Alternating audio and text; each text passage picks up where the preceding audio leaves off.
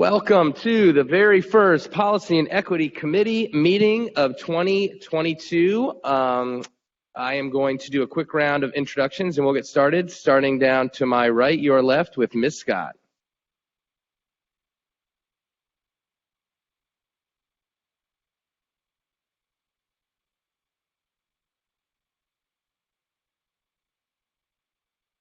Okay. Stephanie Scott, Assistant General Counsel. Dan Hoying, General Counsel. Dr. Kareem Moffitt, School Board Member. And you are Ms. Bolton? Eve Bolton, School Board Member.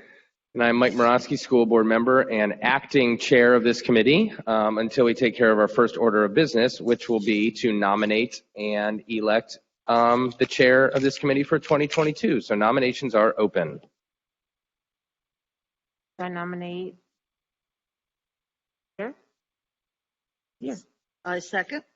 All in favor? Aye. All right. Thank you all. It's an honor to be chairing this committee for the third year in a row. No doubt we'll get a lot done like we did the past 2 years, and there's no shortage of things to create policy about. A moment of reflection for all of our friend Meatloaf, who passed away this morning. One might say I would do anything for policy, but I won't do that. Moving on. I had to get it out somehow. So we're going to just dive right into our agenda. We have a hard stop at 10:30 because Finance Committee will be meeting in this exact same spot at 10:30. So let's dive in. Hearing of the public process. So this came up. It was an assignment made to this committee a couple times, I think. Once by Ms. Bolton, maybe once by me. And what we wanted to talk about was, through this COVID experience, people have been able to plug into our meetings remotely, like the few of you that are watching right now. As such, hearing of the public has been remote. But now that we're inviting guests back in person, we need to sort of have a discussion on what will that look like. Are we going to have hearing of the public both remotely and in person, or are you going to have to be in person to have hearing of the public? And I'd love to just open it up to my colleagues and see if they have any thoughts, strong thoughts, that is, one way or another. And then I'll chime in at the end. I'll go Dr. first. Moffitt? So I think that we should have hearing of the public. I think we should definitely have it online and then have it both in person and online. I would also like to suggest that we have a student section so we can kind of encourage students to bring their voice. And so we maybe give first 10 students or maybe the first 2 minutes. I don't know how we're going to do it, but I just think we should have dedicated student voice time. And then I guess I'm proposing, both online and in person hearing of the public. But I'd like to hear some student voices. And having said that, I don't want to hear the same voice from one student organization, if that makes any sense. Once we've heard it 5 times, then, I want to hear different students. Thank you, Dr. Moffitt. Ms. Bolton, do you have any thoughts on this?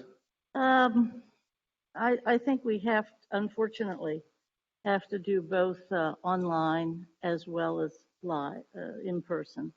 I think that's just going to be the way it is moving forward, even though I think it presents some difficulty, and it ends up being less time for more people, actually, I think, but it will involve more people.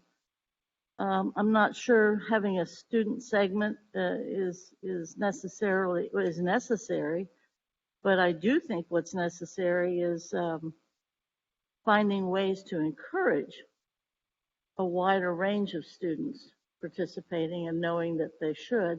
And I do think as we move into this next year, as I understand it, President Lindy's interested in sort of re-envisioning some of the way we run our meetings. And I think there's an opportunity for actually formalizing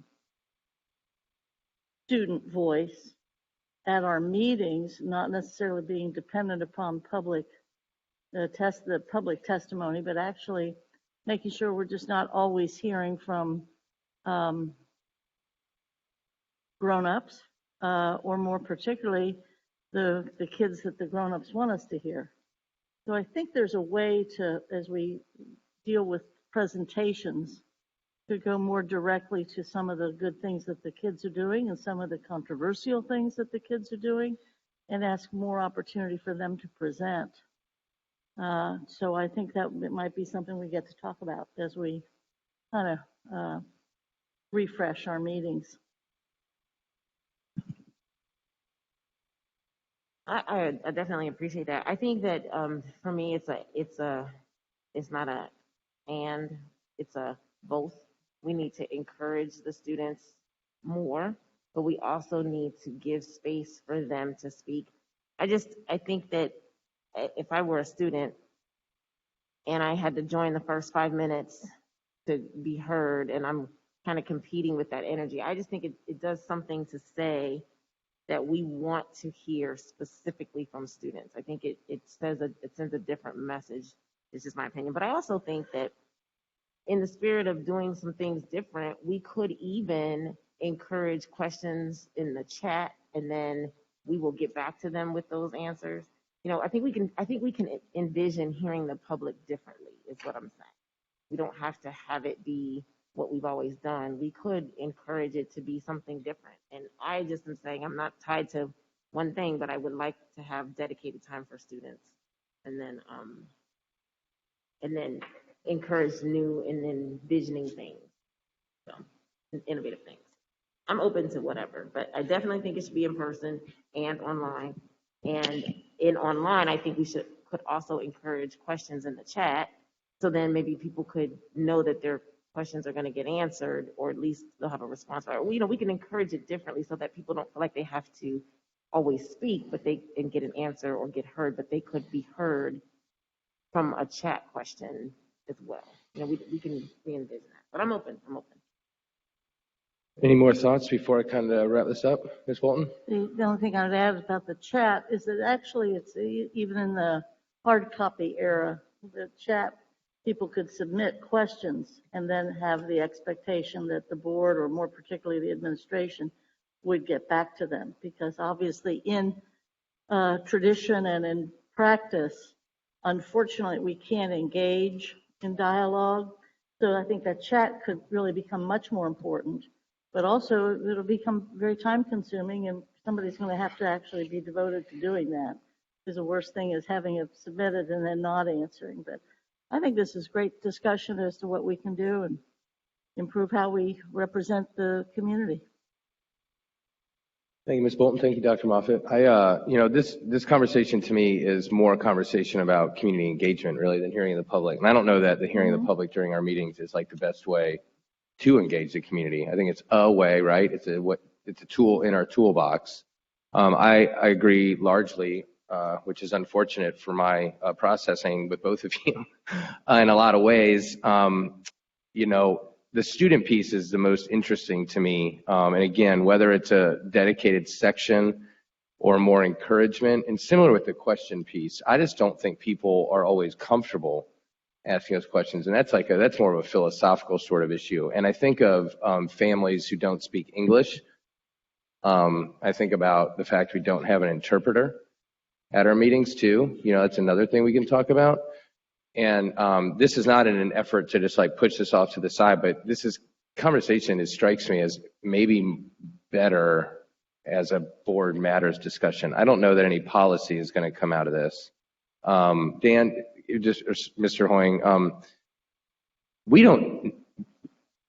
is it affecting the bylaws? Because I agree with us too, that we should do both. We're in person, you can be in person, you can be virtual for the time being. But do we need to codify that somewhere, or? So the public participation is codified in the bylaws at section 0169. Okay. There's a few things that, as a part of this, probably should be updated as well. For example, there's times limited to 3 minutes when we were at the kind of height of public participation, where we had at times more than 50 or 60 people who wanted to speak. We limited that, the board limited that. So I don't know, there's some things that should be updated as a part of that policy. Could we, for our next meeting, add in, you have the ability, and I want to make sure it's fine with my colleagues, and however you word it, ability to participate in hearing the public remotely or in person. something that's clearer about the amount of time you can speak, because we have been, that's changed at times, beginning at least since I've been on the board with the FC Cincinnati, and then it's kind of just keeps changing. Something about that. And then for board matters, and I want to make sure this is okay with Dr. Moffitt, for board matters, I think having a conversation about how this runs, just sort of writ large with students. How do we encourage more students? Is there an ability to get people more involved in this process? And then also at the full board, I'd like to talk about what it might look like to have an interpreter, because we never hear from families that don't, English isn't their first language. So how does the committee feel about having Mr. Hoying and Ms. Scott look at the bylaws, bring something back to us, and then having a larger discussion about these other kind of philosophical issues with the board? Is that okay? Well, I agree with that.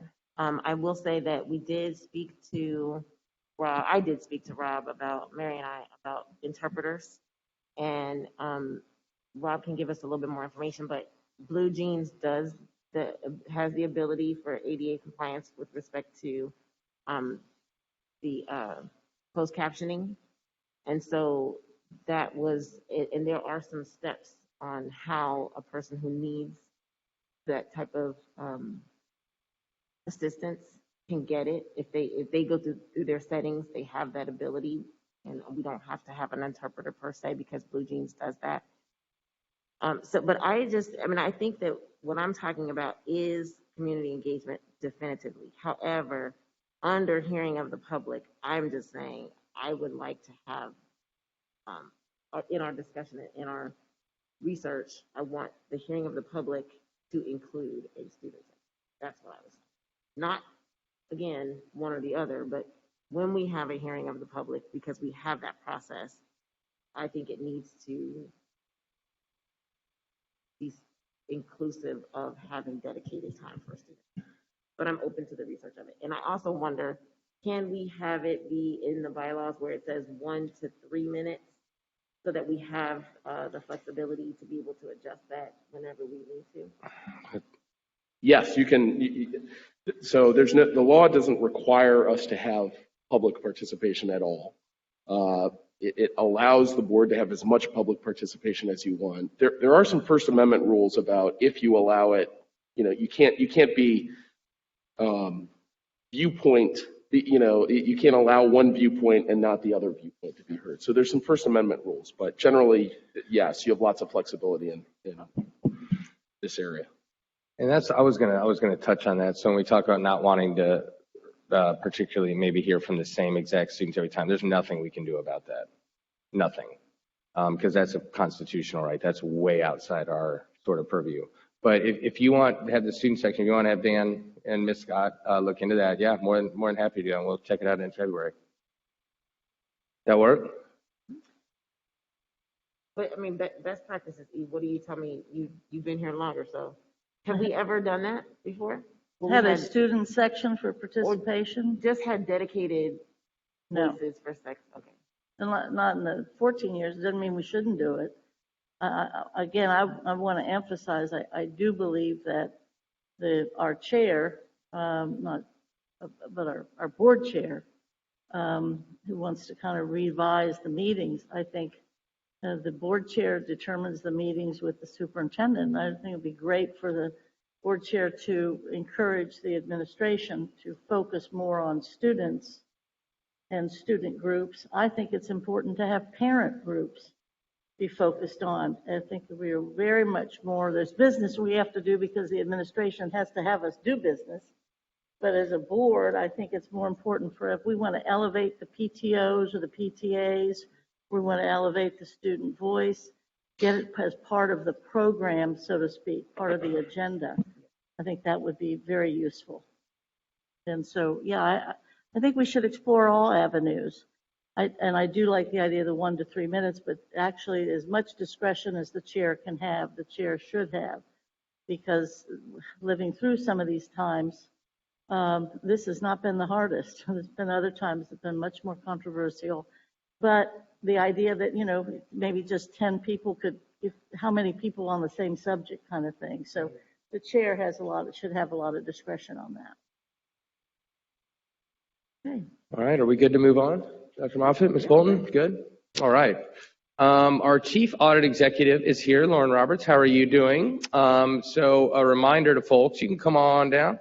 A reminder to folks, last year, President Lindy was very interested in doing an audit of a few policies. And so we took up that suggestion, and our awesome Chief Audit Executive has begun that process, and we like to just kind of get an update every meeting, see how things are going. So, Ms. Roberts, good to see you. How are things going? Good to see you. Good morning. Thank you for having me here today. And Dr. Moffitt, it's wonderful to meet you for the first time. Welcome to the committee. So this morning, I just have a brief update as to what's been done to date, and then hopefully a collaborative conversation about where we would like to head throughout the 2022 year. So for those who aren't familiar, and for Dr. Moffitt, who is new, the committee requested back in September that the Internal Audit Department take a look at 4 selected board policies. Those 4 policies were selected by this committee. They included Board Policy 2255, which is around equity and education, 2256, the Anti-Racism Policy, 2261.01, which is parent and family engagement in federal programs, and then finally 6320, which relates to the purchasing of goods and services.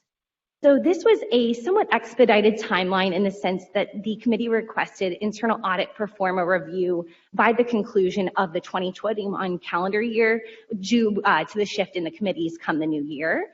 So we partnered with the administrative team and essentially established a spreadsheet of questions to gather information as to what had been done to date in terms of the execution of the policies.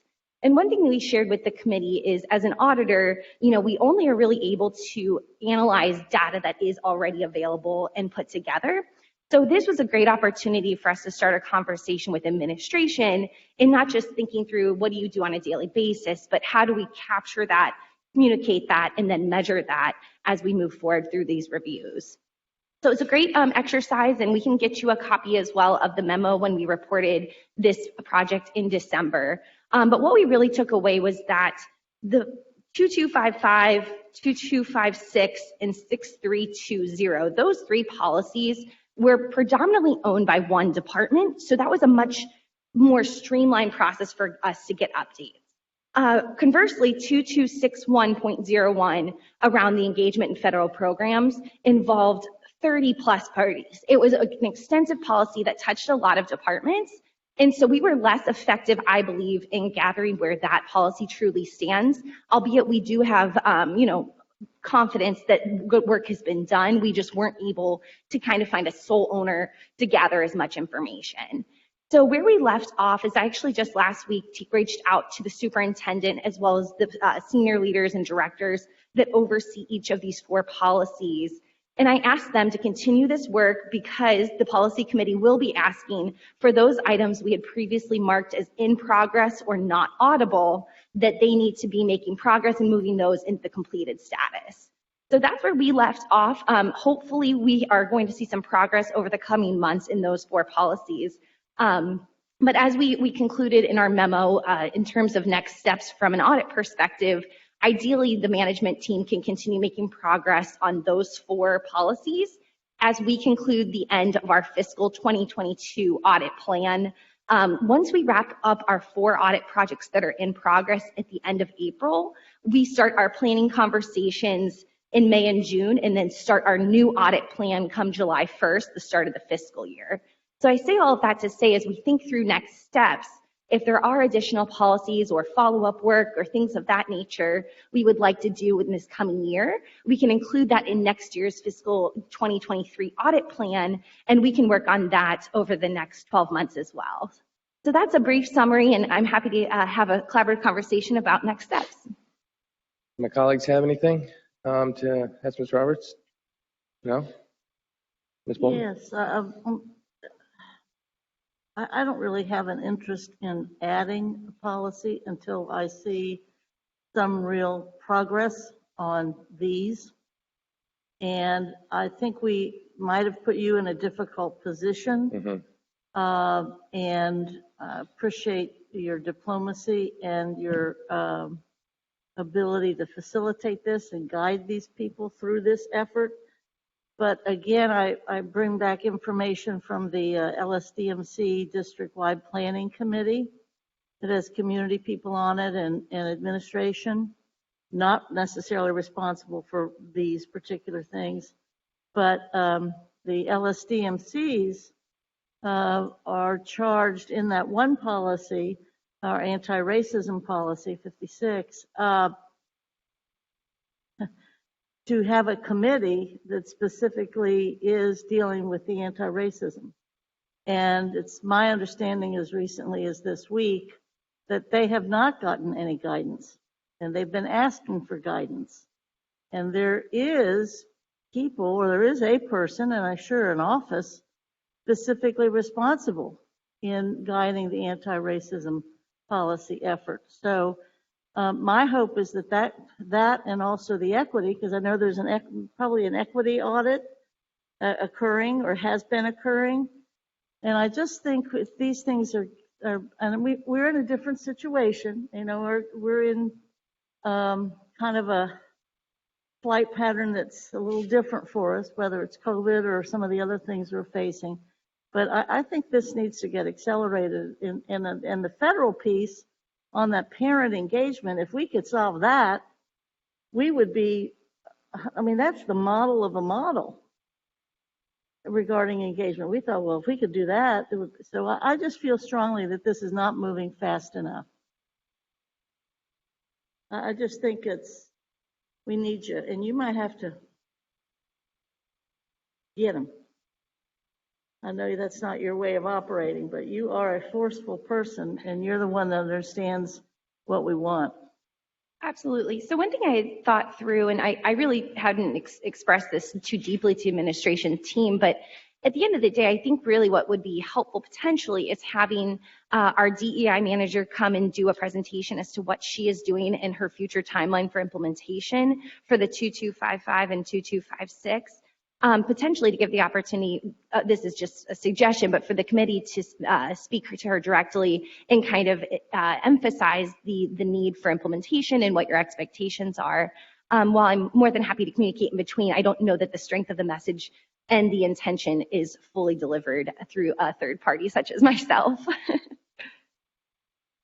I'm open to that. I think that's probably a good idea, and I just want to echo everything Ms. Bolton said. I have no illusion about the different kind of spot this is probably placed you in, and always feel free to blame us or use us. That's part of the reason we're here. But I think, yeah, having Ms. Tam come would be an awesome idea. So Phyllis, we can put that on the agenda for February. That will have the DEI officer come and present, because to Ms. Bolton's point, I'm more interested in the implementation at this point than sending you running around between departments. So, but we greatly appreciate it. So thank you. And then that's all I have, but I'm going to see if Dr. Moffitt has anything. Okay. I agree completely. Okay. Thank you, Ms. Roberts. Wonderful. Thank you. Go have an awesome Friday. Yeah. Go Browns. Wait, what? The Browns are playing PlayStation this Saturday. And he done messed up. While the Bengals go Sue. I won't say anything. I'll be nice. Okay, so thank you for that. Number 3 is, I put this on here. Thank you, Jeremy. Look at Jeremy's already getting up. Jeremy Gallahue, who is our bridge builder and our IT director. He is a bridge builder. Yeah, come all the way up, Jeremy. I like that. I like that. Mr. Jeremy Gallahue is our IT director, and he's fantastic. And I put this on here, cybersecurity policy. We don't have one. And I'm going to be fully transparent. I don't particularly know exactly what I want from this. It just struck me as something, certainly because of the remote learning piece, but I just think going forward, we should have. Mr. Gallahue, I don't know if you have any idea if things like this exist, or what your take would be on having a policy regarding our cybersecurity, our tech. Yeah, absolutely. So probably a good way to start would be where we're at with the cybersecurity framework we have now. So when you're referring to a cybersecurity policy, it's not uncommon to see a header policy that maybe would be called that, but it's really a framework of policies. Rob, could you pull up that PowerPoint slide? And I prepared this just in case. I wasn't sure what direction we'd go, but this will make it a little bit easier to talk through. So the National Institute for Standards and Technology, or Nist, is an organization that sets a lot of the standards for IT work, all the way from how to label the equipment you buy to governance. And internally here, we've adopted loosely the Nist standards for cybersecurity's framework.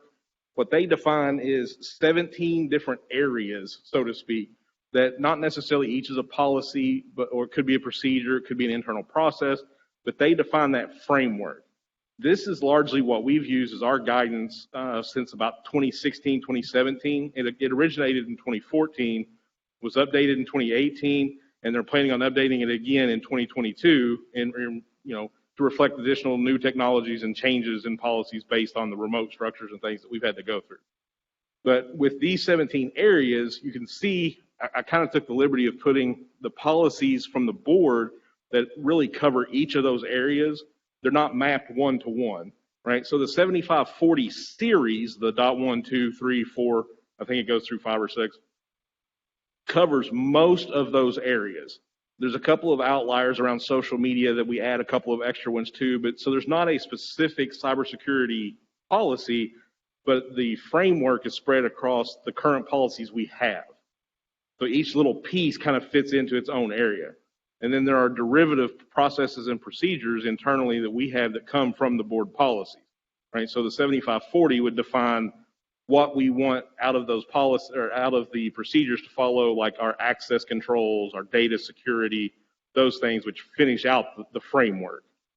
So does that kind of help give a little bit better idea as to where like I said, it's a framework and how that works for us currently? That's better for me, and I know I'm the one who put it on here, and I had just a couple questions, but I know this is new for everybody, but do you mind if I ask? In your opinion, because your opinion is far more meaningful regarding this than my opinion, do you feel these are strong enough, is question one, and question two is, this committee has been on a tear to combine policies, rescind policies, and so question one, do you think this is enough? Question two, is there an opportunity to connect some of these, or do we need all these different point this, point that? Are they that different?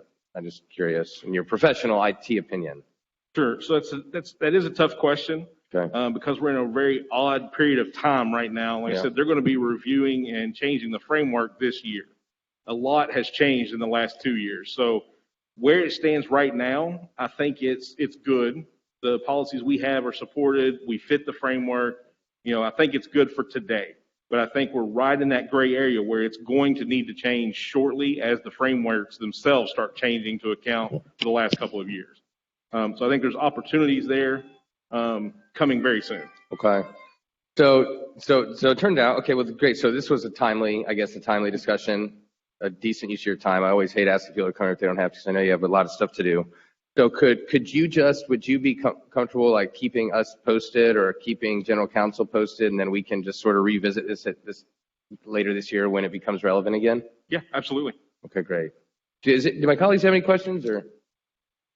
I think this is great that you brought it up. I think it's essential. And one of the problems with the policies, even the way we categorize them, whatever, it is hard for people to figure out which is what, even though they're they have the series and what have you. And I don't think we have to take the time to do this now, but if there was some way that, and maybe legal already has it, kind of a cross-reference or a cross outlining that, you know what I'm saying, that if you could look in and you'd see it, well, there's 6 policies that are doing this and they're spread all over, but they deal with some aspect. And I don't know if there's any way to annotate that or do that. And I don't want us to spend a lot of time thinking it. Does somebody else have some kind of access to that cross-reference? I'm not sure there is online, but we can look at sort of grouping them better as well. Yeah. Just so the public and the board and everybody else and our staff can have better access or quicker access. I'm not complaining about the access. I'm just bringing that up. You just took my question. I was going to ask if there's a way that this could at least be a little little bit more user friendly for the person who doesn't know, So that was exactly what I was going to say is, can we just figure out a way to say, hey, even if it's just electronically, you click on this, you have this concern or this area, you click on this and it takes you to the policies that I don't know, but that's what I mean for someone like me. So I think you're on the right track. I'm glad. But I think that the public does need to know at least some generalized rules around what we think regarding cybersecurity. You got it. Okay. Thank you, Mr. Gallagher. Appreciate you. And I'll let the public know too, and maybe Phyllis or our communications department could do this.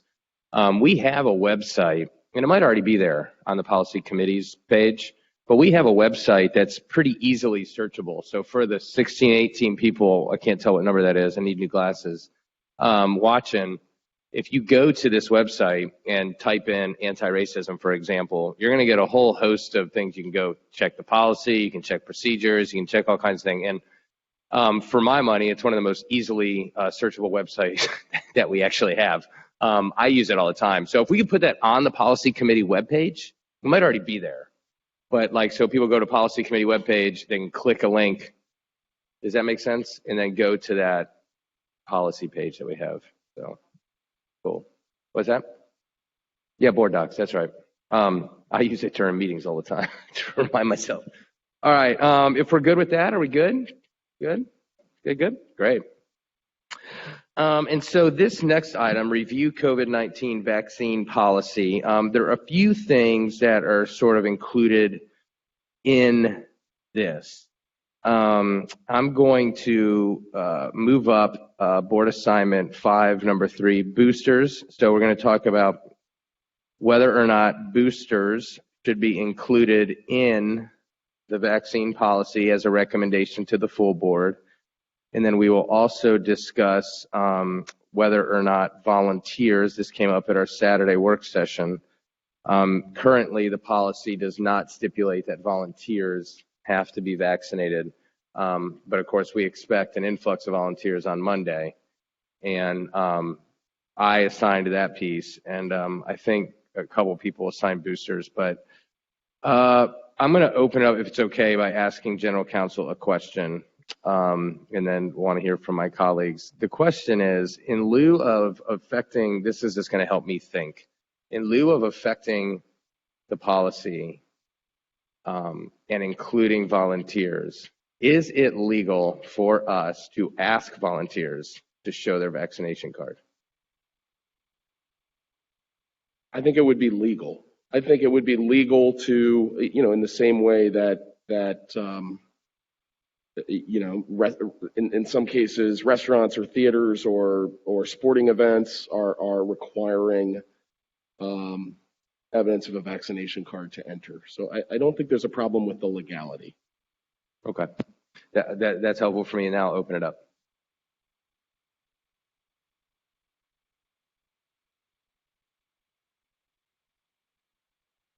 I think it's important that volunteers are, it's just like, I think part of our policy is if you are alone with a kid, you have different demands on you as a volunteer than if you are a volunteer on a field trip or something. There's something about if you have that kind of proximity. I don't know that it's right to say every volunteer before they can volunteer should have to be able to demonstrate that. But I think differentiating among volunteers, I know that sounds kind of hard to do, but we do it already regarding certain stipulations. So I would be at least interested in entertaining that. Thank you, Ms. Bolton. Do you have any, we got you, any commentary on the boosters, adding boosters into the vaccine policy? I think that has to happen. Okay. I think the health situation is that without the booster, it doesn't appear that our vaccinations can hold up for a long period of time. Okay. Well, I'm very interested. I'm concerned about making a mandate for volunteers because I'm really interested in the capacity at which they'd be volunteering. to have a mandate for volunteers to be shown a vaccine card. If you're volunteering and you're not directly in a classroom or with people, I just don't know if I think that that's necessary. I would love it to happen, but what I don't want to do is set up a situation where we would have, for lack of a better number, 100 volunteers, and if we made a mandate, we'd have 10. That concerns me. I'm a little concerned about putting boosters in, and I'd like to see the data with the number of teachers who have the booster and those that don't, because I think, and correct me if I'm wrong, I feel like the part of our problem with the staffing closures and the previous CDC guidelines was that the boosters was in there as a mandate for complete coverage of vaccine coverage, and that part of the problem that we were having with our staff not having the booster, so they were having to partner with the no. Okay, so I just would like to know how many of our staff have had the booster to know the potential impact to us to mandate that. Good, Mr. Chair, I think it is, I would agree, that's why I said I'll entertain an idea of or differentiating among, I think we need to further discuss this and probably have the administration come back with an advisement. And I do think there's a cost to limiting volunteers that could have a negative impact as well regarding instruction and enrichment. So I think it would be good to have the administration weigh in on it and us to continue the discussion. Good. Okay. Thank you, Ms. Bolton. Thank you, Dr. Moffitt. So my 2 cents, unsurprisingly, I adamantly support adding the booster. And I mean, we know that it reduces the risk. You can still get sick, of course, with the booster, but we know that it reduces the risk of sickness and death. And if we want to not go remote again, we know it's one of the tools in our tool belt.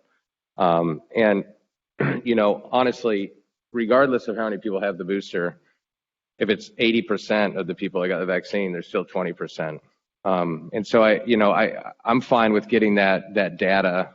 We have to talk with the full board about this anyway. My proposal, and then I'll talk about the volunteers, my proposal would be that we affect the policy and we add booster and then discuss it with the full board. And the full board says no, because we kind of have, I'm not so sure about it, leaning no, and an adamant yes. That's like 1.5, like a tie. And I think this is important enough because this board keeps saying they don't want to go remote. We all know where I stand on that. And if we don't want to go remote, we have to do every single thing that we think is going to keep the schools open. And this is one of them, in my opinion, at least. And so I would suggest that we add it. We have general counsel add it and then discuss it with the full board and see if it's something that we want to. And if it says no, then we don't do it. Well, let me tell you the reason why I'd like to know the number of people that have been boosted is because I think what we need to start doing is being more proactive and looking more long term. So if we know that, to use your example, 80% have been boosted, we can estimate a potential impact to our staffing levels and then prepare accordingly. I think we need to have more data before we present something to the full board. That's just my personal opinion, and I've said that, but I will commit to whatever we decide. But I just think that we're not ready, just as we are split. I don't know if the full board will be any more convincing and decisive, and they may ask the same questions that we're asking and then want data. So I think we should come with a full package to present and actually, say that this is the potential impact of who is boosted as of this date and who is not. But I'm open to it. Would it make you feel better if we were able to have that data by the next board meeting? Because my concern is this committee does not meet for another month, and a lot can happen, as we know, in a month. A lot happened in the week we came back from the break. I mean, this is very important. And so if we can get that data and affect the policy, and we can have it both presented at the next board meeting, which is sooner, would that be good? If we can get the data on the boosters? That's fine. Okay. Yep, I just think we need to have the data. I think that, I think we need to have the data and a plan, and that's just my opinion. I completely agree with you that this is super important to me. I've been boosted, but I've had conversations with parents and I've seen conversations where they don't want that. They do not want their children to be boosted, and they do not want to get boosted themselves. And so I think that the impact is not only on our staff, but it's also on our students. And I want to know that information prior to me making a definitive decision that's going to impact those very people. Because I've seen parents say, my kid's not getting the booster because of health reasons. And Sure. that may be a very valid reason. So we need to have a plan in place in addition to making a mandate. So I'm happy to entertain putting it to the full board, but I want it to be stated that we need more data, to me, before we implement a boost or mandate. Noted. And also, I just want to be clear that we are not asking parents and students to get vaccinated or boosted. This is for our employees. Yes. Okay. But I think that we're starting with employees, and then we're gonna, we've got. No. Yes, we are starting with employees. I've still had that same discussion with employees that are not boosted. Okay. I don't know the number of employees that are boosted or not boosted, to me, to have the potential impact to our staffing. So that's where I'm a little concerned. I want to know what number of our staff this would impact. Okay. Okay. Well, we will get that information then. So can we have that information? I'm looking to our friends from General Counsel. Obviously, we have a board meeting on Monday. That's probably unlikely. The next one after that's the 9th. As committee of the whole. Yeah. I was just going to add that internally, we have kind of taken a preemptive measure or informative measure and started asking staff to volunteer that information of whether or not they're boosted. So we just began that yesterday. And again, it's voluntary. Okay. It's not nothing that's required. We probably would have to pull together a survey or something if we wanted to respond. But I did want to let the policy committee know we have at least started asking staff to volunteer that information if they're boosted or not. And with our original COVID vaccine policy, we had like 99% compliance with our original vaccination policy. As far as the fully vaccinated. We had about 700 or so employees initially that were doing weekly testing, and that number's been reduced by 100. 100 people have converted from weekly testing to vaccination. So I believe the policy in that regard has worked. But just wanted to at least let you know that we have started asking that on a voluntary basis as far as the booster.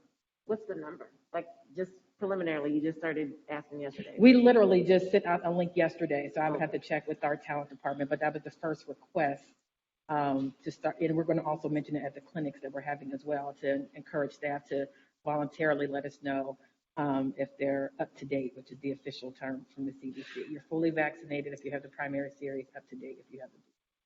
Just to add, I think when we say we've started to ask, we've opened a link using the same software and process that we did to verify that somebody was vaccinated. We've asked employees to now upload their booster if they have it. Very truthfully, we'll provide whatever data we can get by Monday or by whenever you ask for it. But we didn't know when we passed this vaccination policy in the first place what percentage of staff was vaxxed and not. And I think it's unlikely we'll know if you add a booster with much certainty about what percentage of the staff is boosted and not. It's not like we maintain that information somewhere and we can just pull it. We're asking people for it. Yeah, okay, I just wanted to make sure that was clear. I completely understand. So in the best interest of time, I still have that question. However, let's present it to the board and see where it falls. I'm not opposed to it. I just think that, again, this is concurrent. We need to be looking long-term and asking questions along with the decisions that we're making. So I'm with you. I just want us to not think that, okay, we're going to do this and then not be looking at the potential impact that this could have on us in the future. So I'm fine with, and I recognize and appreciate you guys saying that. The timing is really, let's put it out there and see, because it is important. And I don't want anyone to think that I don't think it's important. I just want to know and be able to plan for Because I don't want us to ever be in this situation again where we're not prepared. So I appreciate let's do that. it. All right. Is it possible, Mr. Hoying, to get a revised version of this vaccine policy on the agenda for Monday? I know that's a quick turnaround. We'll have to do a 48-hour waiver probably, but. We can do it as long as the board office can do it as well. Yep. All right. Okay, Of course we're they good. can. Awesome. Thank you. Can I speak on the Sure, volunteers sure. real quick? And then we'll go around again if we want. So again, unsurprisingly, I adamantly support asking volunteers to show vaccination cards. Perhaps I don't necessarily feel the need to add into the policy that you want to volunteer at public schools, go get vaccinated. I think you accomplish the same goal by saying, here's your vaccination card, just like you can't go to a lot of concerts unless you say, here's your vaccination card, or you can't go certain places, here's your vaccination card. I have a real issue with the fact that our employees and our teachers have been asked to get a vaccination, and 99% compliance have said, okay, we will do this. And yet people who are vaccinated and don't have COVID have to be home because of policies of the CDC that we've accepted. So people who have been in close contact or whatever, and the reason we don't have enough staffing is because people who have said, yes, we will get vaccinated, it's important. We're going to stay home because we were close contact. We're then letting volunteers come into the building that aren't vaccinated and being around our kids and teachers who are vaccinated. I think it's extraordinarily disrespectful, and I think it's extraordinarily bad for the public health. I also am a realist and understand that, to your point, or I think it was Dr. Moffitt's point, we have 100 volunteers, and we ask people to do this, and it goes down to 10. I also understand that there's a risk with that.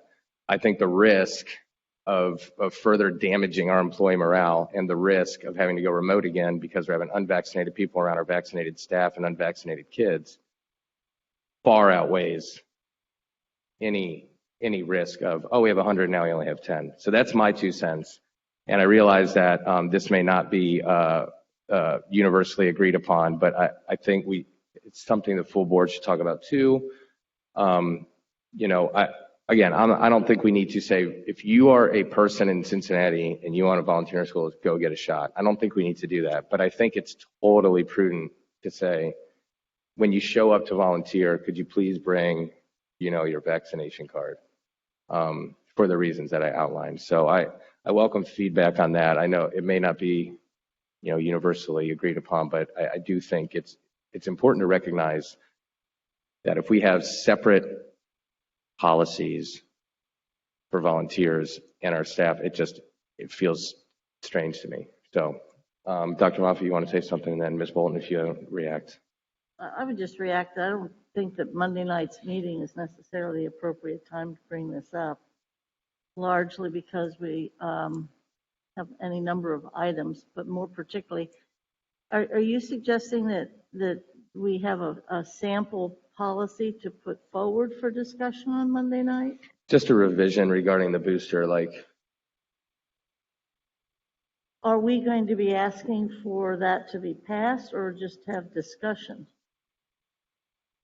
well, if there is a majority of the board that wants to pass it, I say we pass it, because again, I do think there's a time issue here.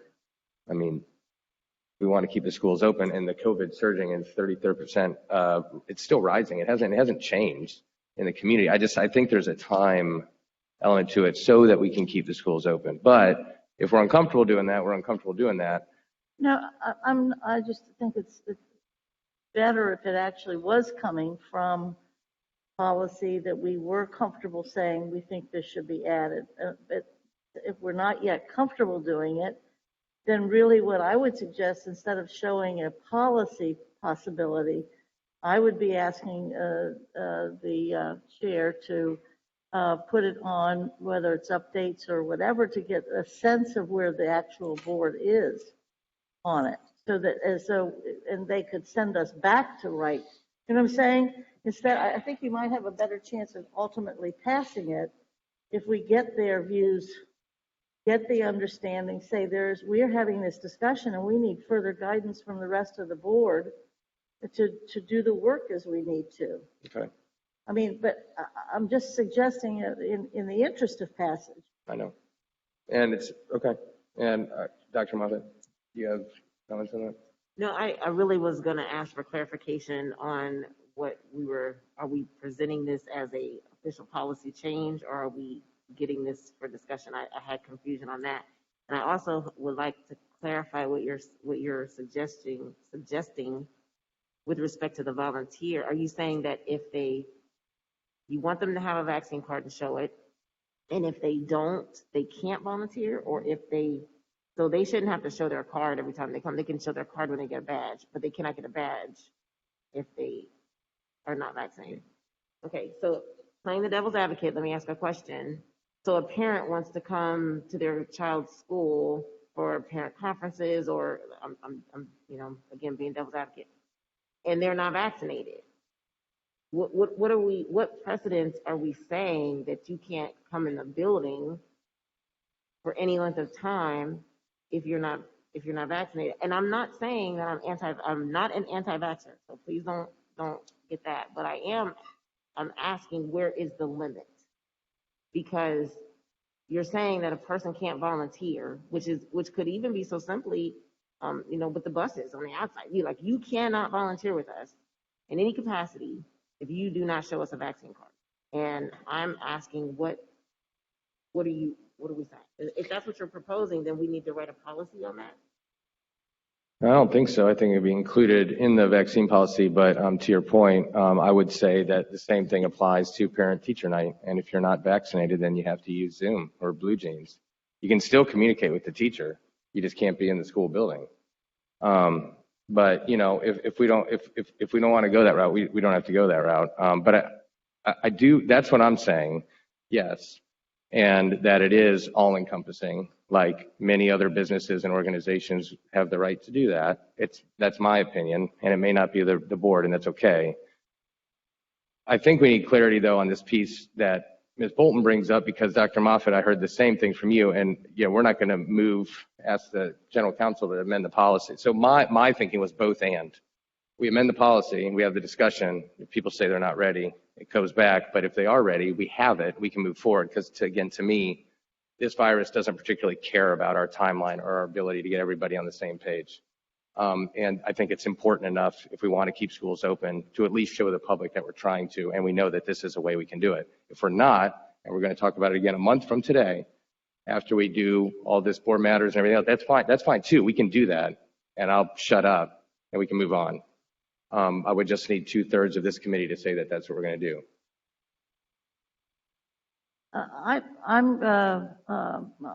Two things. I'm really uncomfortable having a public discussion telling parents they may or may not be able to come to the school for a parent conference at this time. I think that's a difficult thing to say to parents and out in the public. But more particularly, I would rather you as the chair present to the president of the board, add to the agenda for discussion that this committee needs further guidance on these 3 or 4 items. And I don't care if it's under board matters or if it's under, that inquiry and update kind of thing, that we need further guidance. These are important things and they're timely things, but because if you if general counsel revises the policy and we send this proposed revision, it does seem to have the stamp of approval of the committee, and I don't know that it has the stamp of approval of the committee. And so it would almost be one individual presenting it, or 2, I don't know. Sure. I just think that there's a way to do this. I think the discussion is needed to be had, but I'd be very curious to see where the board actually is on all of that right now. As we're calling out to everybody, please volunteer to help us keep the schools open. That's the irony of it. That's the catch-22. You're absolutely right, Mike. I mean, it's like, yeah, but don't come and infect us, but we need you. It's the catch-22 of it. But I'd really rather us do that as a result of our first meeting of this committee. Dr. Moffitt, how do you feel about that issue? Yeah. I feel most comfortable with that. I don't, okay. And I understand and appreciate the urgency of it. I really do. But I am very concerned. I think that there's a lot of moving parts here.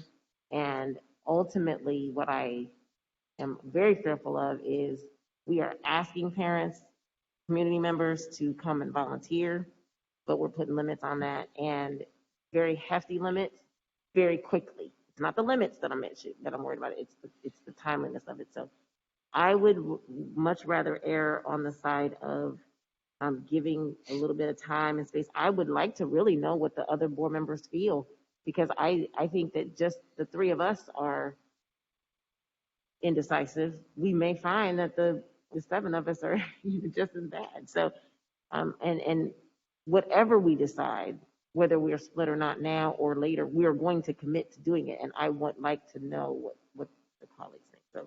Okay. All right. Well, that has been heard and noted. So, Mr. Hoying, we will not be presenting an amended policy of any kind on Monday. And then I don't know if we, Ms. Davis, if we could add under board matters, we'll probably have to put a waiver or whatever, but add this vaccine policy under board matters, and I can present it there. I think it's probably better in inquiry and updates. And then we'll just go that route with it. Is that good? Committee good? Great. The movement, yeah, no problem. Thank you all very much. This is how we get to good policies. Sick leave has kind of been covered. I don't know that we need to discuss this anymore because I think the administration sort of addressed it already. Right? Yeah, I mean, yeah, we got the memo from interim superintendent Ahmad. I'm comfortable with how we amended sick leave. So committee, he's good. Okay, good. And then masks, that was covered as well, actually, at our Saturday work meeting. So Dr. Moffitt, Ms. Bolton, good, great. And the next agenda item is actually a little bit more robust than it initially got put on here. So we have restrooms for transgender students and staff, and maybe an even more expanded conversation regarding transgender students, dead naming during virtual class, et cetera. And this has come up, I think, every year I've been on the board. And so I know Mr. Hoying is prepared to talk about it, but I'd like to give Dr. Moffitt some time to frame it, if she wouldn't mind, because this was her agenda item, and we're happy that it's here. So love to give you a moment to sort of frame it if you'd like, Dr. Moffitt. Sure, and I actually was asked a question by a department regarding transgender bathrooms and how, as a staff member, to handle that. And actually, I wish you were here, but board member Weinberg, as an elementary teacher, most recently has had this come up in her classrooms and has experience with it, and actually helped me guide me on this a little bit. But Mr. Hoying will share what I was told, and I actually reached out to listen, and we are right in alignment with exactly what they would recommend. So I'm fine with it, but I didn't know how to share the interpretation of our policy and what we have. So that's why I reached out to Mr. Hoying and his team, and you all have actually spoken with the security department and given them direction. So I'm going to pass that on to you. But when a question about the board policy is brought up, I just have to look to the people that have been here before to interpret it. So that's what I did. So. Thank you. So yeah, this is a topic that comes up about once a year, I would say. The board in 2018 expanded its definition, and I'm going to share my screen here. The definition of the protected categories within our anti-discrimination policies, all of them, to include sex, sexual orientation, gender identity, or expression. And the board's purpose at that time was to include protections against discrimination for transgender students and staff, and that's why the policies were updated.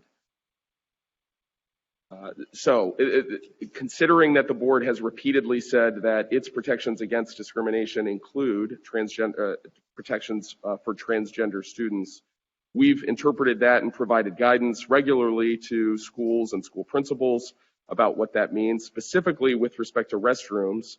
While lots of modern facilities are being designed with gender-neutral facilities, most CPS schools still have sex-separated restrooms, locker rooms, changing facilities, etc. And our policy is students should be allowed to use the restroom according to the student's gender identity. Students should not be required to use gender segregated facilities that correspond only to their sex gender as determined by birth, but rather that corresponds with their gender identity. Students, whether transgender or not, who are uncomfortable using shared facilities shall, upon request, be allowed to use gender neutral facilities. And we have those in every school as well. So that's how we've responded. I think it's clear within the schools, but those policies were developed kind of in accordance with and in consultation with some of the advocacy groups in town that we maintain close contact with as well. So glad to answer any further questions about that. But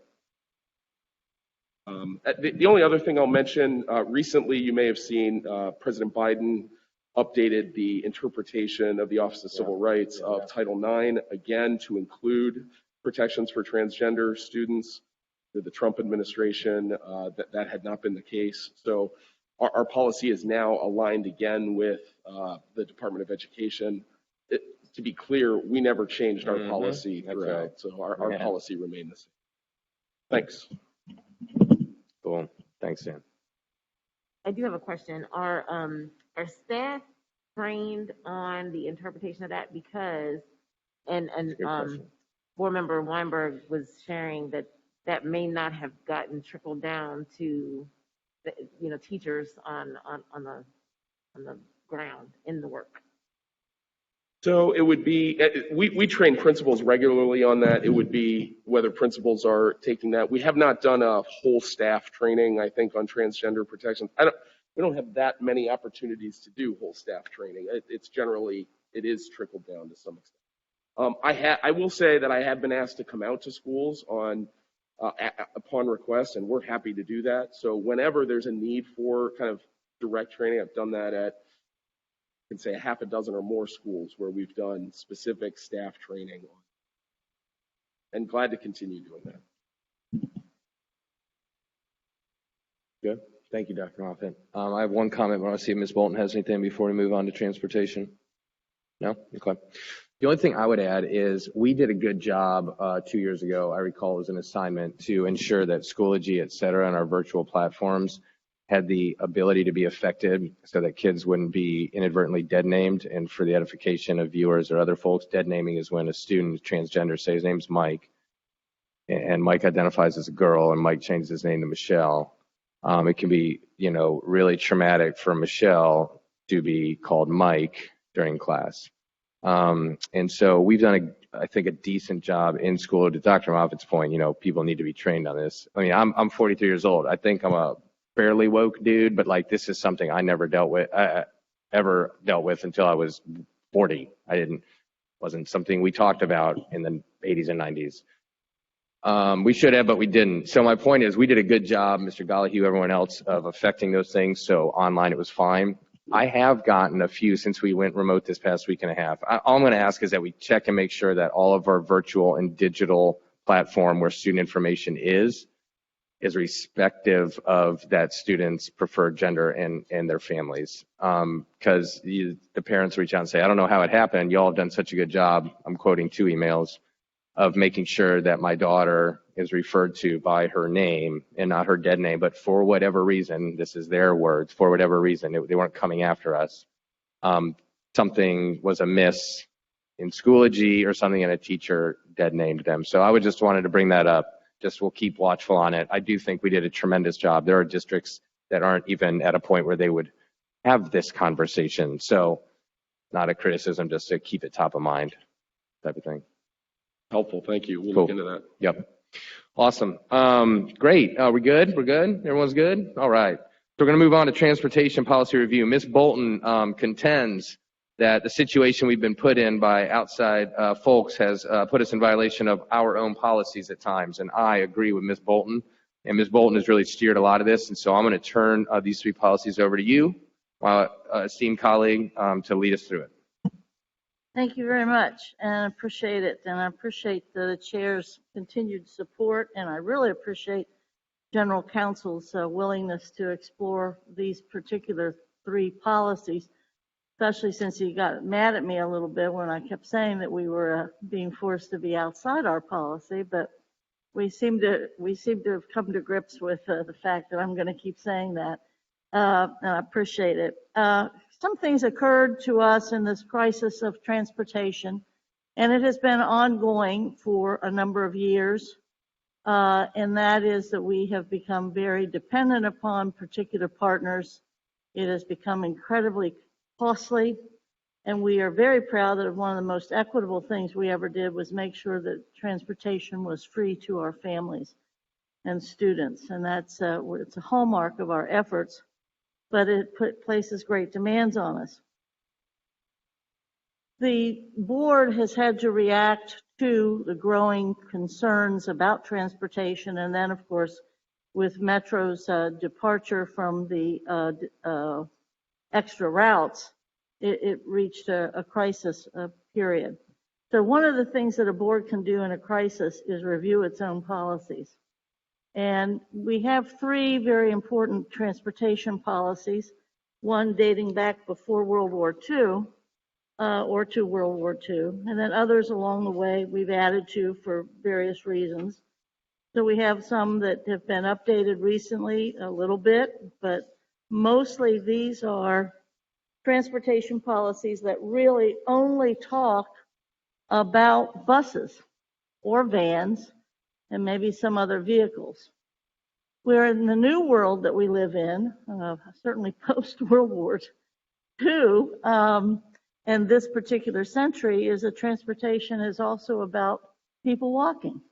It's about whether or not we have a green community or what have you. So looking at it, we've started to review these three policies, and as we reviewed it, there were some suggestions that I found from other places, and also from this long discussion about transportation and the challenges. So I've suggested some things, and if General Counsel will go through at least some of the things that they found out and how we might be able to change this, expand it, or there's no need to, or clarify parts of it. So if you would be willing to go through those three. Yes, sir. I just want to add, I have had this stuck in my head since you assigned this, and I want to tell you how grateful I am that you brought it up. I think about one of my runs the other morning about, walking my son to Hayes Porter,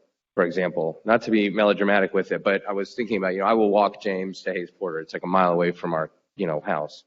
And I'm just really grateful. That's all. I'll stop. But I'm really grateful that you brought up the idea of this needs to be more inclusive. And when you first did it, it was like, oh, it seems like a good idea. But for every reason, the more I've thought about it, the more I thought it was like an extraordinary idea. I just wanted to say that. Well, thanks. And it's your leadership that has allowed members to explore different things like that. And I appreciate that.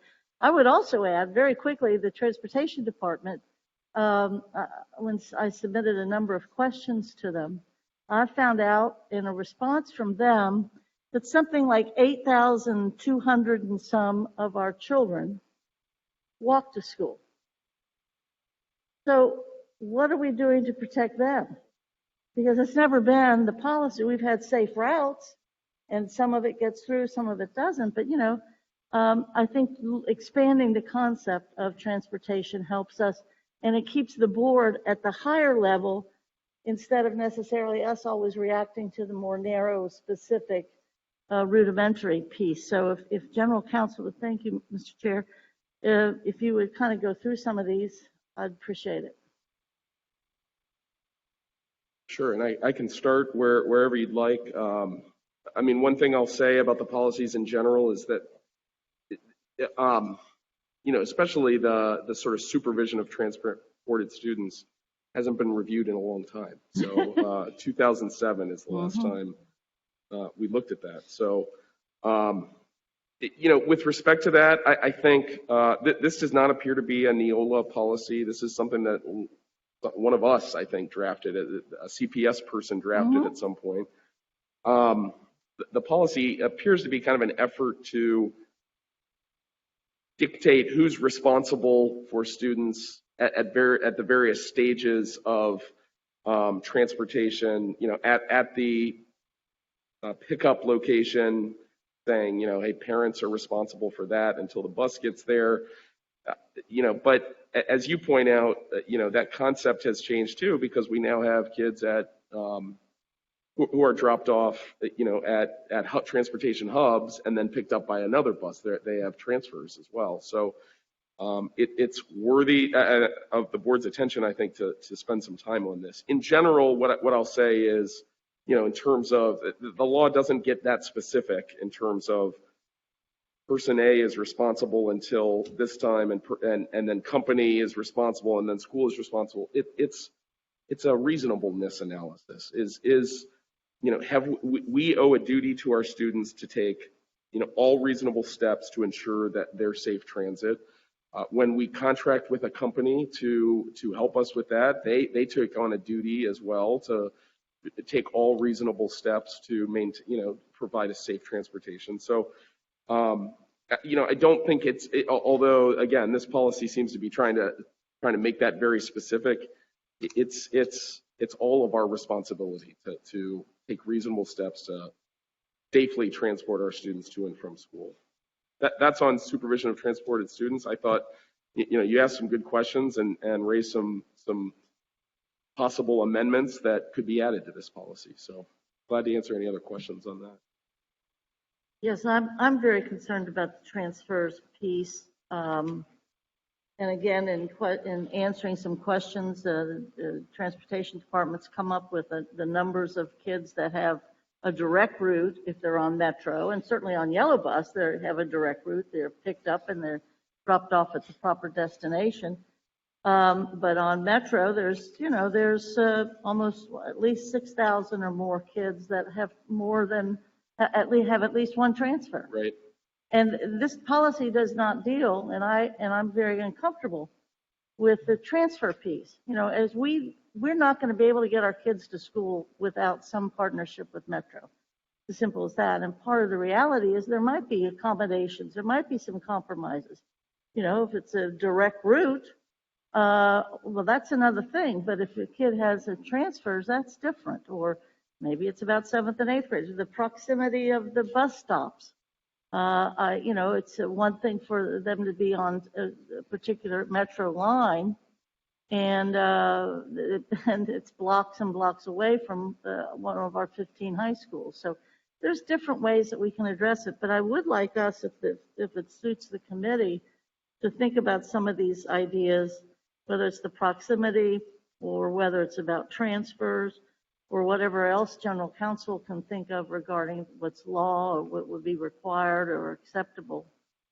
I'd love to be able to see some kind of revision of this policy if it suits the committee.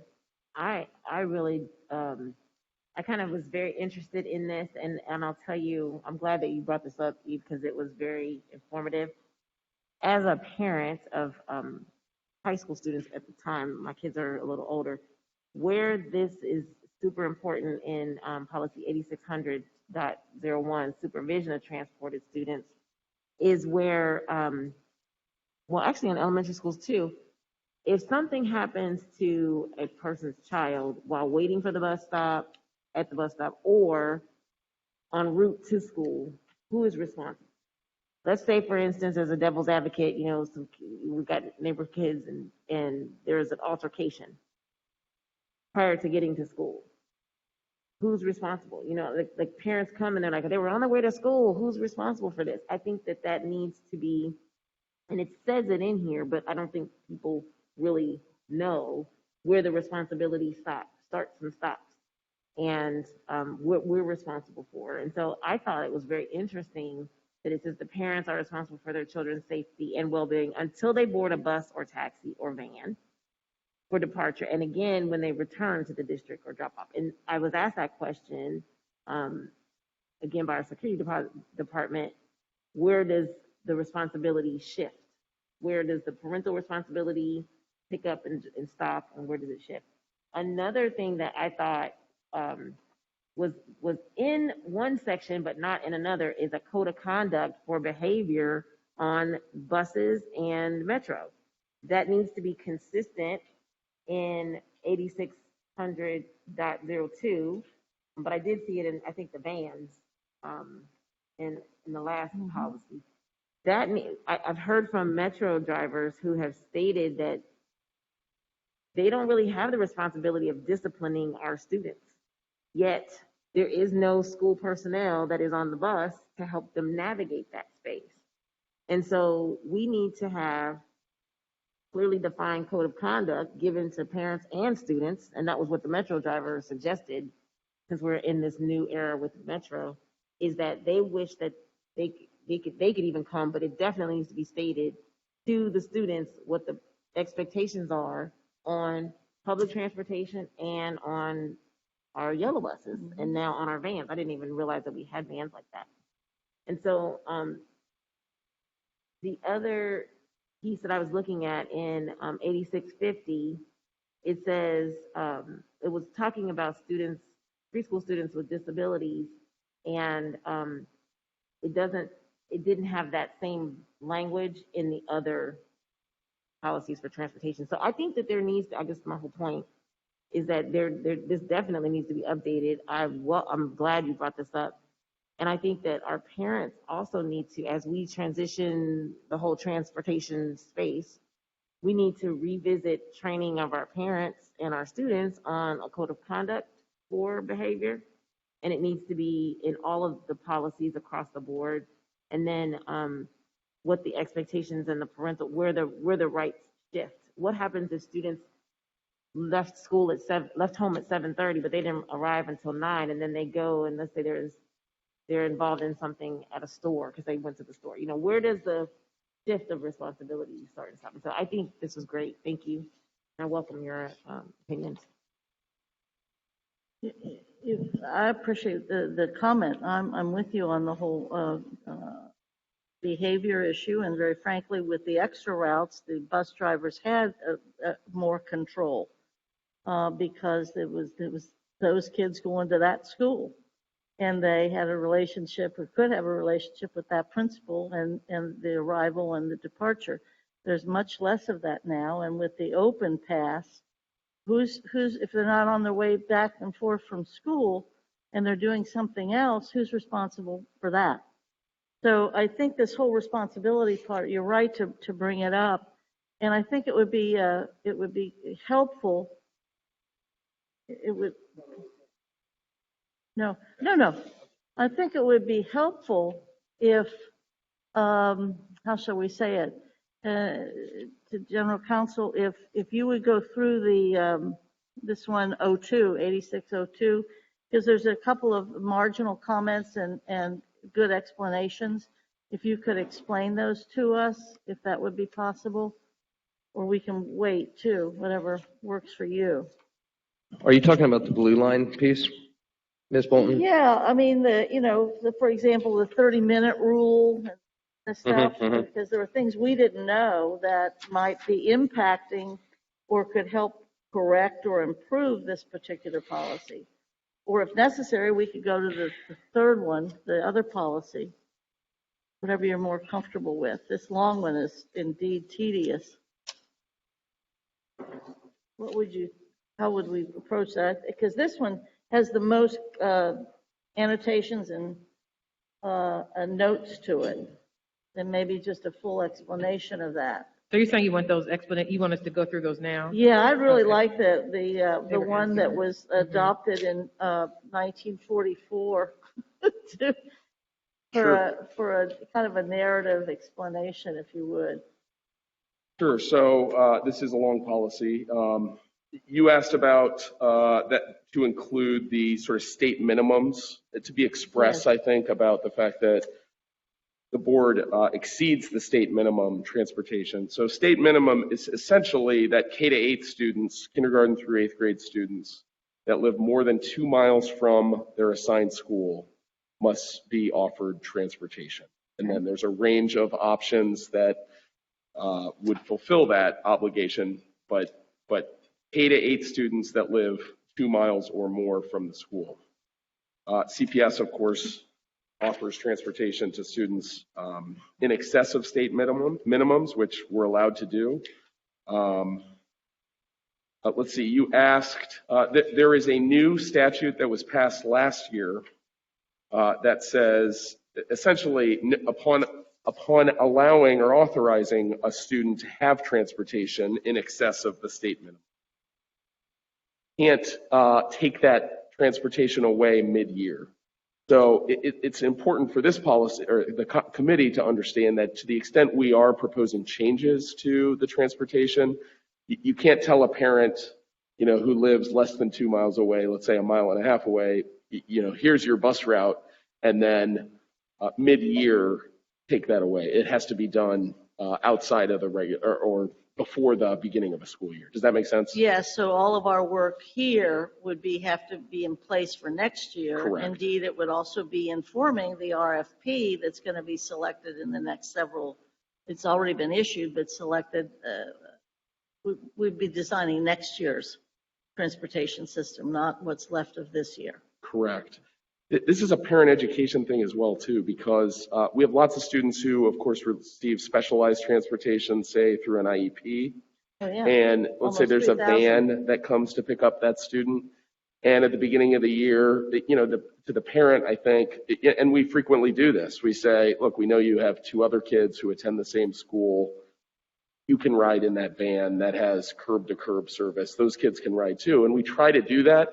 Understand, though, that complicates things for us because if, let's say, mid-year, that IEP student transfers to a different school and now that van is not going to the school where the other 2 children attend, technically that family still has a right to transportation, the same level of transportation throughout the year. Does that make sense? That's something that sometimes can be, is complicated or perhaps an unintended consequence of that statute being passed.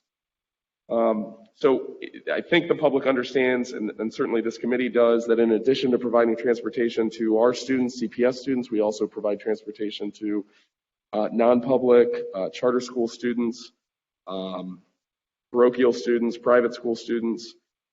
Essentially, the eligibility test there is that they have to meet our own criteria for transportation, and then that school must be not more than 30 minutes away from the school they would be assigned to. So there's a 30-minute limit. If somebody living in Hyde Park wants to send their child to a private school in Dayton, they can do that presumably, but we would not be responsible for transportation because it.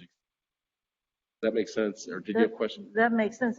I'm just curious as to whether or not that 30-minute rule is actually in effect and part of the overall CPS and neighbors plan. I think so, yes. Their ODE, where there's a dispute between a family and the district, I believe ODE is a process where a family can challenge it, and they will send a school bus to run that route to determine whether it meets the 30 minutes. So, yeah, it is used. Separately, you asked about Administrative Code 3301-8319. That specifically describes, and we refer to that Administrative Code provision a lot because it describes all the lawful vehicles that may be used for pupil transportation. Of course, yellow bus, vans not greater than 9 passenger and 1 driver. So it is absolutely prohibited in Ohio and has been to transport students in a van that is greater than, again, 9 passengers and a driver. So 10 total. And that's been in place and a very firm rule in Ohio. Private cars may be used to transport students, but there's requirements like the school transportation triangle funny sign that sits on top. The district must be noted on the side of the company or district must be noted on the side. So there are some rules with respect to private car transportation. They're used for field trips. Lots of school districts have those that they use for sporting events, to take the tennis team to another school. So those are lawful vehicles as well. Public transportation may be used and taxis may be used. That's rare at CPS, but taxis are allowed to be used to transport students. Yep. I have a question because now it sounds strange to say taxis, but we have Uber and we have, we've got those are considered really taxis. So what do we need to put something in here with respect to field trips, teachers that take students in their personal car, maybe to a college, not a college visit, but maybe to the Freedom Center for a college visit or something like that?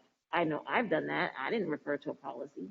As a parent, volunteer, I was the chair of the LCMC, so I would take students down because we needed to get them there. We couldn't afford a bus. So I guess I'm asking, does this policy need to be updated to be inclusive of teachers that transport students, volunteers that transport students? When you said they need to have a sign and all that stuff, I thought, I don't know of anybody that's doing that. So what's there? Yeah, it wouldn't apply to parents that are transporting students, but it would apply if teachers are. So the school providing transportation is different than a parent providing transportation. So yeah, this policy doesn't get into that level of detail, but it could. You mentioned Uber, and I'll just say that's been a topic that has come up with us. We've even had parents who have sent Ubers or Lyfts to pick up their kids from school. Our policy on that has been that those drivers are not on our emergency contact list, and we only release kids to folks who are on that list. So unless the bottom line is we have not historically allowed parents to use Uber or Lyft to pick up kids after school. But I'll say I know there are some companies coming out that are marketing themselves as specializing in, we can take your kid to practice, we can pick your kid up from school. So it may be something we want to look into in the future if we have not previously allowed that. If I could suggest, I know we're coming on the hard stop right now, but it sounds like what you've raised, that would almost warrant a separate transportation or a fourth transportation policy. And you're right. I mean, I think the transportation department's even contemplating some company called Uber for Kids. And so I think that maybe if general counsel, if it serves the purpose of the chair, if they, as we start to close up, if they could even kind of put together a fourth based upon your recommendation, Dr. Moffat, I think that would be great. And if they could come back, if it pleases the committee, with kind of revisions from you all that would pass the muster and put some of these additions in and whatever, I think that would, if we could do that for next month. Right, it's great. I think it's important for us to have new policies I agree. as soon as possible. Yep. Yeah, it works for me. Does it work for you, Dr. Moffat? Yeah. I absolutely think we need to do it. We need to address, I'd rather have it in here and we have an understanding and coverage than to bring up a situation where we don't have it. So I'm with it. Yeah, and if there's other things that people think of, on the committee, maybe just submit to general counsel and review this. And I think it is important if we have a big transportation presentation on Monday at the board meeting, that the committee makes sure that people know we are in the process of revising. Absolutely. Great. All right. Thank you all very much. Yeah, so 2/3 of this committee is the Finance Committee. We have 1 minute until this meeting ends, which will not happen, obviously, but it'll happen soon. We have 1 person signed up for hearing of the public, so we have at least 2 extra minutes. But before we do that, I would like to propose with 1 amendment that we keep the 3rd Friday of the month from 9 to 10:30 a.m. as our regular cadence. If that's okay, then I'll add my amendment. Is that okay? I know Fridays present a problem for board staff. Okay. But as long as there's no belief that they would have to have minutes the next Monday Oh, yeah. or the next Wednesday, I think that might be better. Yeah. Great. That's all right. Yeah. I'm okay with that. So it'll be the 3rd Friday of the month, 9 to 10:30 a.m. I'm going to ask, if I may, that for the February 18th meeting, which is our next one, if it is all the same, I'd like to do it as soon as possible. And unfortunately, I can't make that date at all. I won't be anywhere near this date. But on February 24th, because the week before I'm gone too, if we could do the February 17th meeting on the 24th, and then that would still give us time to talk about all the issues we wanted to talk about regarding the vaccine policy before our board meeting the next week, if that's okay. You're looking at February 7th? I'm looking at the February 17th date for this meeting, and or I'm sorry, February 18th. I apologize, and asking that we could move it or move it to the 24th at 9 a.m.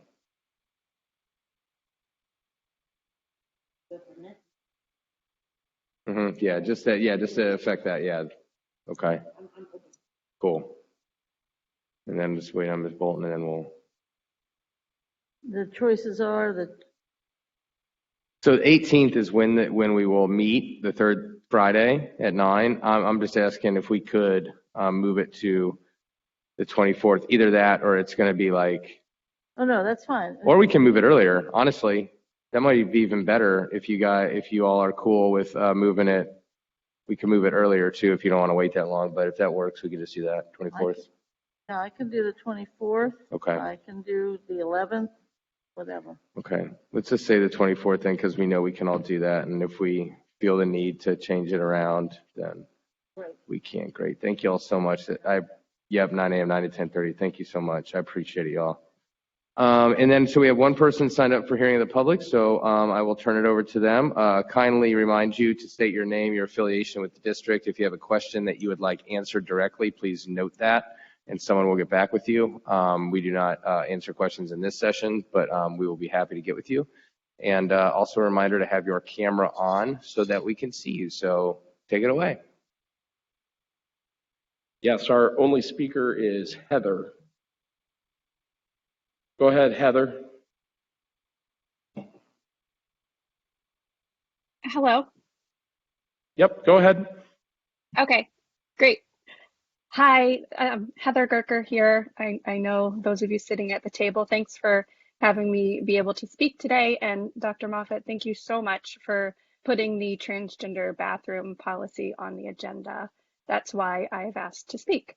My 13-year-old is non-binary. They are queer and use a name different than what they were given at birth. And I want to start by just saying thank you. They attend Clark Montessori, and I want to say thank you because the staff, the leadership, their peers have been amazing. And thank you for what, Mike, you were talking about with Power School. We've had success in getting that name change in Power School, and it's been really great. So overall, they have felt mostly supported. However, I did just want to speak to the bathroom issue. You were specifically talking about transgender, and Mads is non-binary, which also means they are transgender for their identification too, but non-binary, as you may know, doesn't assign to a male or female gender. So when it comes to bathroom use, that is much different in our buildings. And they've talked about this a couple of times with their leadership there at Clark. And I've asked them what could be done. What do you think could be done? And one solution they've said is there are bathrooms that are single stall bathrooms in the hallways that have male, female signs on them. So it could be as easy as changing signs on bathrooms. Right now, my 13-year-old is using the bathroom in the office. So that's a little bit embarrassing for them to have to go into the office to get to use the staff bathroom.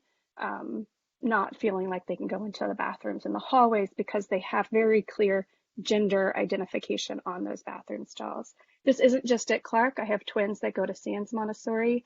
They are huge advocates for their older sibling and have said very loudly there too that there are also bathrooms in our elementary schools that are single bathrooms in the hallways meant for children, but have gender signs on them. So just one option for you. And then finally, the staff training that you mentioned is a trickle-down effect. It has to be prioritized.